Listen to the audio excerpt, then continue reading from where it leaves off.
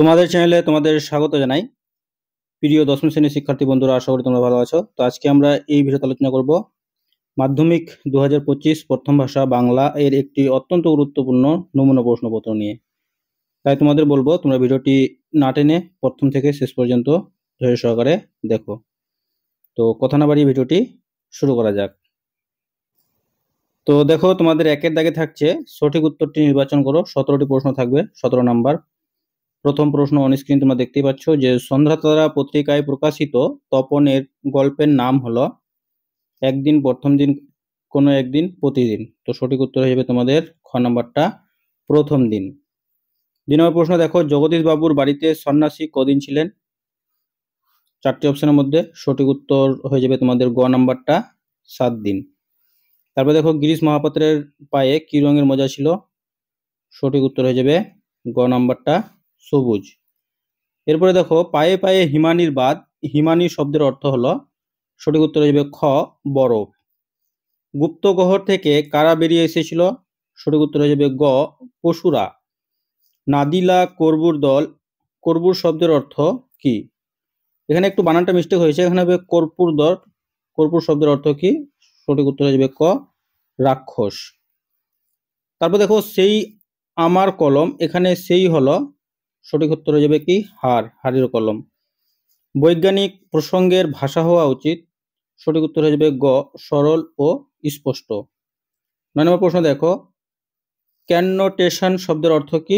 সঠিক উত্তর হয়ে যাবে গ, অর্থব্যক্তি। ঘুটে পড়ে গোবর হাসে, রেখাঙ্কিত পদটি কোন কারক?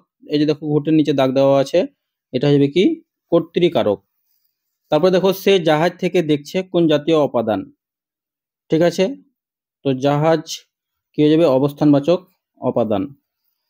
হংস ডিম্ব ব্যাসবাক্য হবে? সঠিক উত্তর হয়ে যাবে কি, হংসীর ডিম্ব। এরপর প্রশ্ন দেখো, কোনটি নিত্য সমাসের উদাহরণ? তো নিত্য সমাসের উদাহরণ হয়ে যাবে কি, খ, বলা বলি। তারপর দেখো, হোমের শিখা ওরাই জালে, এখানে উদ্দেশ্য হলো ওরাই। তারপর দেখো, এদের যিনি কর্তা তিনি আমার আত্মীয়, কোন শ্রেণীর বাক্য? তো তোমরা এই প্রশ্নটা আমাকে অবশ্যই কমেন্টের মাধ্যমে জানাবে, দেখি তোমাদের প্রিপারেশন কতটা হয়েছে। ঘুরিয়ে উড়ে কোন বাচ্য? তো এটা হবে কি, ঘটিত কর্তৃবাচ্য। এরপরে প্রশ্ন দেখো, 17 নম্বর এমসিকিউ, কোনটি ব্যতিহার বহুব্রীহির সমাসের উদাহরণ? সঠিক উত্তর হয়ে যাবে কি, গ, মারামারি। এরপরে 2 এর দাগে তোমাদের থাকছে কম বেশি 20টি শব্দের মধ্যে উত্তর লেখো। ঠিক আছে, বিভিন্ন দাগে 19টি প্রশ্ন থাকবে, 19টি প্রশ্নের উত্তর করতে হবে। তো 2 এর 1-এ দেখো, যে কোনো 4টি প্রশ্নের উত্তর দাও। ঠিক আছে, তো দেখো এখানে 4টি প্রশ্ন আছে, তারপর দেখো যে কোনো আবার 4টি প্রশ্নের উত্তর দাও। তো এই প্রশ্নগুলো তোমরা কিন্তু অবশ্যই ভালো করে প্র্যাকটিস করে নেবে।